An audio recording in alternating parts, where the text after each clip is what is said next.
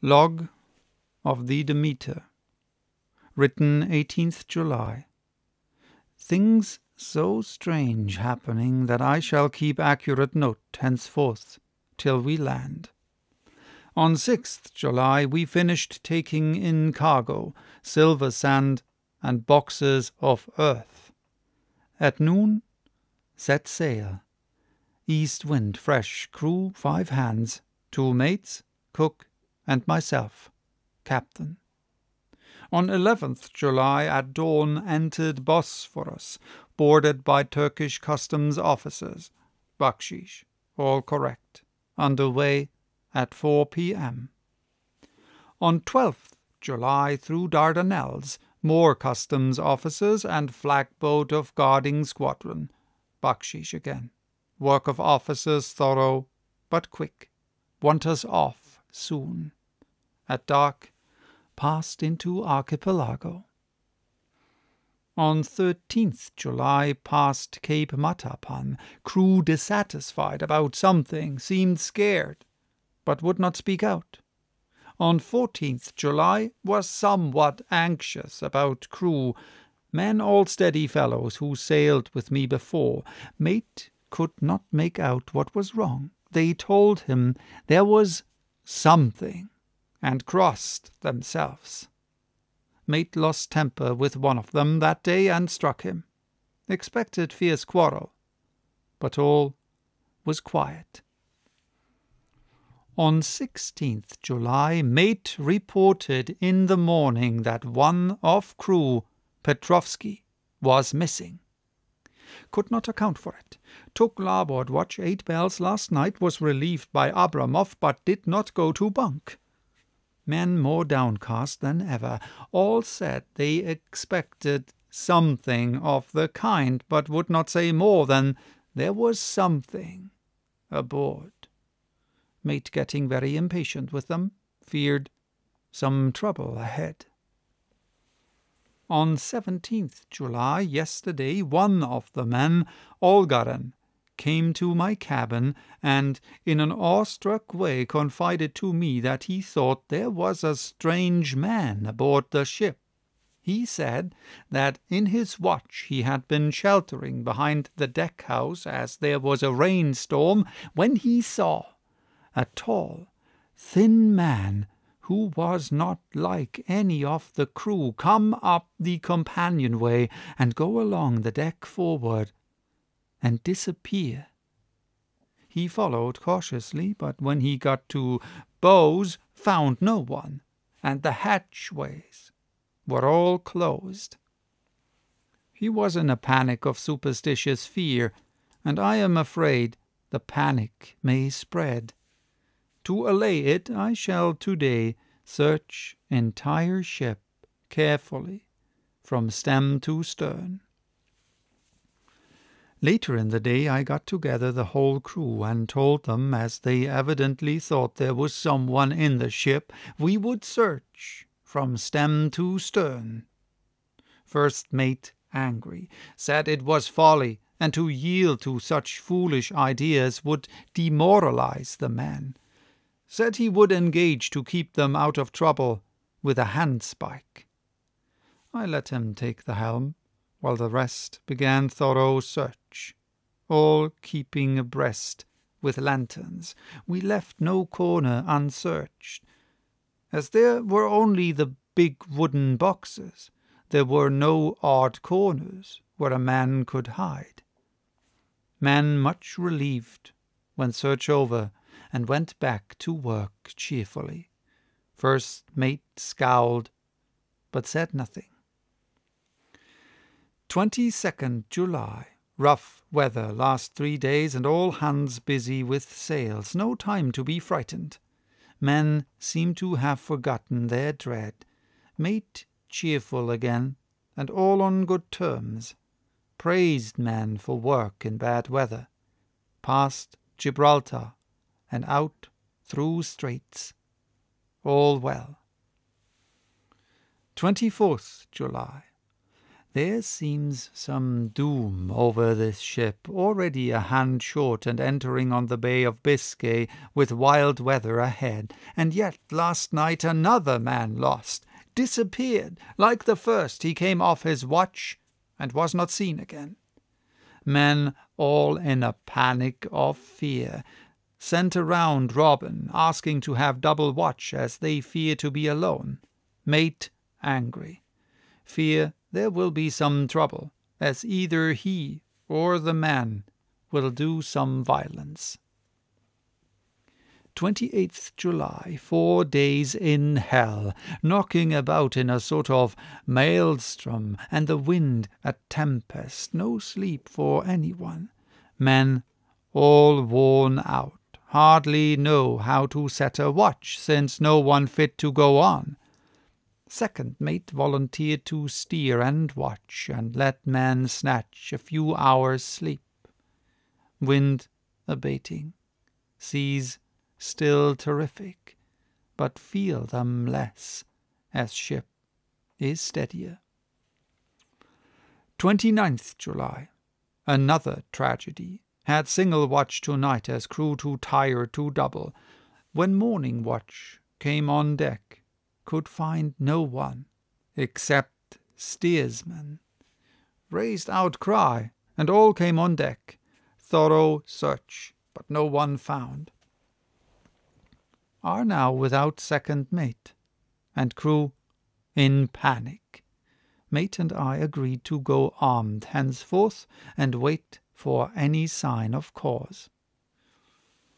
30th July, last night, rejoiced we are nearing England, weather fine, all sails set, retired, worn out, slept soundly, awaked by my mate telling me that both man of watch and steersman missing, only self and mate, and 2 hands left to work ship. 1st August, 2 days of fog, and not a sail sighted. Had hoped, when in the English Channel, to be able to signal for help, or get in somewhere. Not having power to work sails, have to run before wind, dare not lower, as could not raise them again. We seem to be drifting to some terrible doom. Mate now more demoralized than either of man. His stronger nature seems to have worked inwardly against himself. Men are beyond fear, working stolidly and patiently with minds made up to worst. They are Russian, he Romanian. 2nd August, midnight. Woke up from few minutes' sleep by hearing a cry, seemingly outside my port. Could see nothing in fog, rushed on deck and ran against mate. Tells me he heard cry and ran, but no sign of man on watch. 1 more gone. Lord help us. Mate says we must be past Straits of Dover, as in a moment of fog lifting he saw North Foreland, just as he heard the man cry out. If so, we are now off in the North Sea, and only God can guide us in the fog which seems to move with us, and God seems to have deserted us. 3rd August. At midnight I went to relieve the man at the wheel, and when I got to it, found no one there. The wind was steady, and as we ran before it, there was no yawning. I dared not leave it, so shouted for the mate. After a few seconds he rushed up on deck in his flannels. He looked wild-eyed and haggard, and I greatly fear his reason has given way. He came close to me and whispered hoarsely with his mouth to my ear, as though fearing in the very air might hear. "It is here. I know it now. On the watch last night I saw it. Like a man, tall and thin, and ghastly pale. It was in the bows, and looking out. I crept behind it and gave it my knife, but the knife went through it, empty as the air." And as he spoke, he took his knife and drove it savagely into space. Then he went on, "But it is here, and I'll find it. It is in the hold, perhaps in one of those boxes. I'll unscrew them one by one and see. You work the helm." And with a warning look and his finger on his lip, he went below. There was a springing up, a choppy wind, and I could not leave the helm. I saw him come out on deck again with a tool chest and a lantern, and go down the forward hatchway.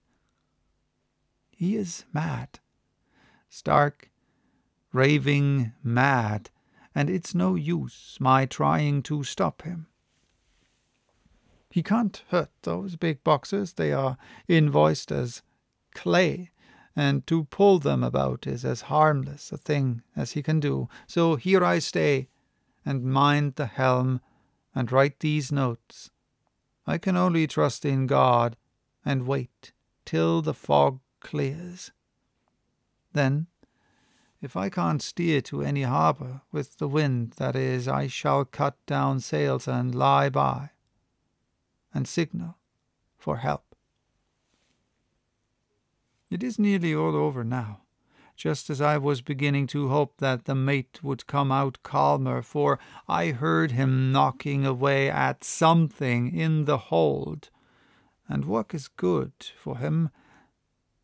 There came up the hatchway a sudden startled scream, which made my blood run cold, and up on the deck he came as shot from a gun, a raging madman, with his eyes rolling and his face convulsed with fear. "Save me!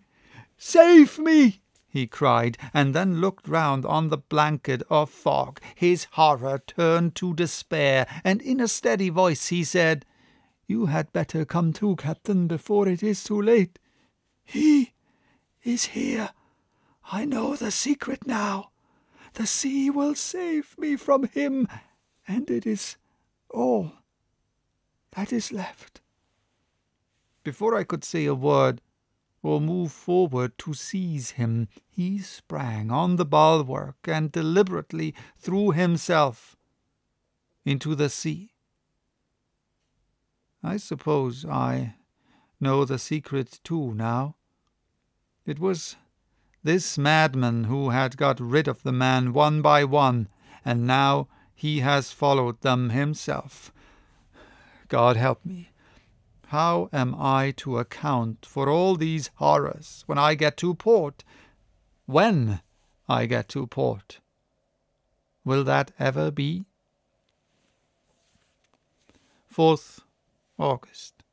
Still fog, which the sunrise cannot pierce. I know there is sunrise, because I am a sailor, why else I know not.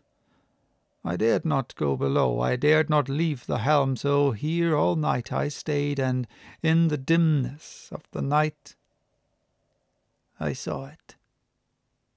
Him.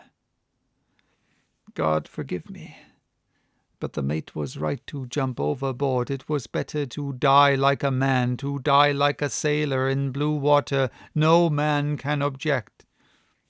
But I am captain, and I must not leave my ship. But I shall baffle this fiend or monster, for I shall tie my hands to the wheel when my strength begins to fail, and along with them I shall tie that which it dare not touch, and then, come good wind or foul, I shall save my soul and my honour as a captain. I am growing weaker, and the night is coming on. If he can look me in the face again, I may not have time to act. If we are wrecked, mayhap this bottle may be found, and those who find it may understand. If not, Well, then all men shall know that I have been true to my trust. God and the Blessed Virgin and the saints help a poor ignorant soul trying to do his duty. Of course, the verdict was an open one. There is no evidence to adduce, and whether or not the man himself committed the murders, there is now none to say. The folk here hold almost universally that the captain is simply a hero, and he is to be given a public funeral. Already it is arranged that his body is to be taken with a train of boats up the Esk for a piece, and then brought back to Tate Hill Pier and up the Abbey steps, for he is to be buried in the churchyard on the cliff. The owners of more than 100 boats have already given in their names as wishing to follow him to the grave. No trace has ever been found of the great dog, at which there is much mourning, for with public opinion in his present state he would, I believe, be adopted by the town. Tomorrow will see the funeral, and so will end this one more mystery of the sea.